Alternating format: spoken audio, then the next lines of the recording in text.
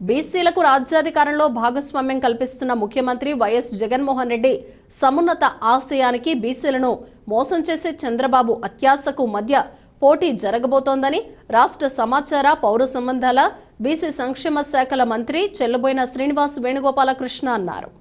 స్థానిక శ్రీనివాస్ నగర్లోని మంత్రి క్యాంపు కార్యాలయంలో జరిగిన మీడియా సమావేశంలో ఆయన మాట్లాడుతూ బీసీలకు రాజ్యాధికారంలో భాగస్వామ్యం కల్పిస్తూ అసెంబ్లీ పార్లమెంటు మెట్లు ఎక్కించిన ఘనత జగన్దేనని పేర్కొన్నారు. ఏ వర్గాలు రాజకీయాలకు దూరంగా ఉన్నారో గుర్తించి అలాంటి సామాజిక వర్గాలకు రాజకీయ ప్రాధాన్యత కల్పిస్తూ స్థానిక సంస్థల్లోనే కాకుండా 56 కార్పొరేషన్లు ఏర్పాటు చేసి పదవులు ఇవ్వడంతో పాటు చట్టసభల్లో కూడా సముచిత ప్రాధాన్యం బీసీలకు కల్పించిన ఘనత ముఖ్యమంత్రి జగన్ కి దక్కుతుందన్నారు.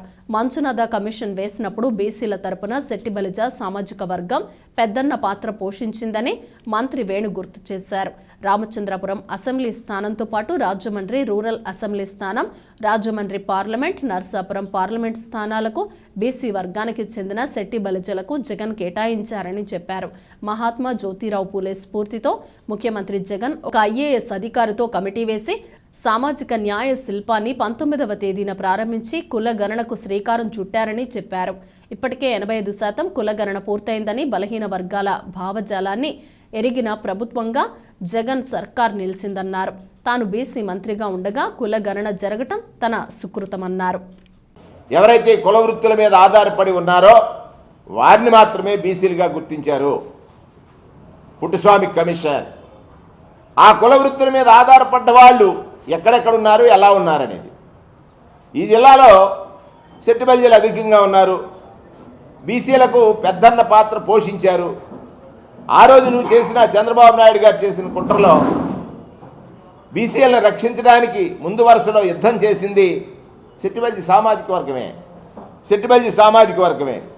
మళ్ళీ అంటున్నారు, నేను ఇచ్చినటువంటి జీవోలో రాయలసీమ ప్రాంతానికి చెందినటువంటి శెట్టిబలిజల్ని ఓసీలుగానే ఉన్నారు వారు.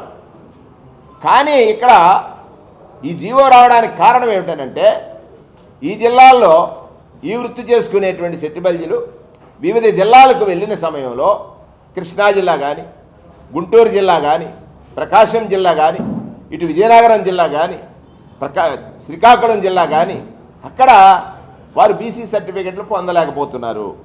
అది గమనించిన మా ప్రభుత్వం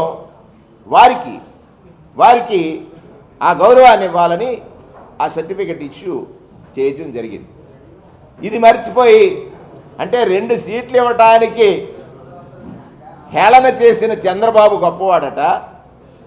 ఇవాళ ఎనమండగర్ని శెట్టి బలిజల్ని, పర్టికులర్గా శెట్టి బలిజల్ని గౌడలు కలుపుకుంటే ఇంకొక 4 అంటే 12 మందిని శాసనసభ, శాసన మండలి, రాజ్యసభ, పార్లమెంట్, ఏ సభ, అన్ని సభలకి పంపించేటువంటి జగన్మోహన్ రెడ్డి గారి మీద మీరు మీ రాతల వల్ల బీసీలకు అన్యాయం జరిగిందంట. నాయన ఇక్కడ ఇంకొక నాయకుడు కూడా మాట్లాడాడు, బీసీలకు అన్యాయం జరిగిందని.